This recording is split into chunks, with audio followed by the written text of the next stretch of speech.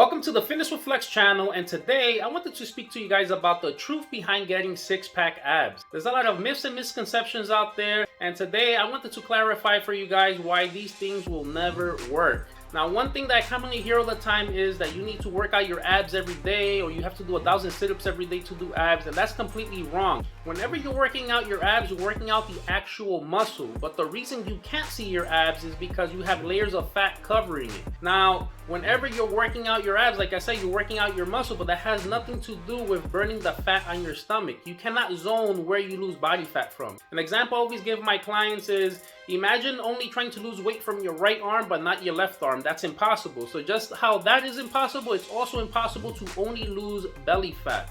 Now, in order to be able to see your abs, you have to get leaner. You have to get down in body fat. The only way you're going to do that is with proper exercises and with a proper meal plan for you. Once you get lean enough, then you'll be able to see your abs. You have abs right now, but like I said, they're being covered by layers of fat. That's why a lot of these gimmicks will never work, like body wraps and waist trainers, because again, you cannot zone body fat. So as long as you know that you cannot zone body fat, now it's gonna make sense why all these scams and gimmicks have never ever worked for you in order to get six-pack abs. When I was younger, I would fall for certain things like this as well. I remember there was like some type of belt that you would wear and will vibrate your stomach, claiming that it will give you abs just by wearing it. You could watch TV, you could walk around, and supposedly it was burning the fat off your stomach. I think it even came with some type of gel. Now that I'm thinking about it, it was probably like some icy hot to make it seem like your stomach was getting warm.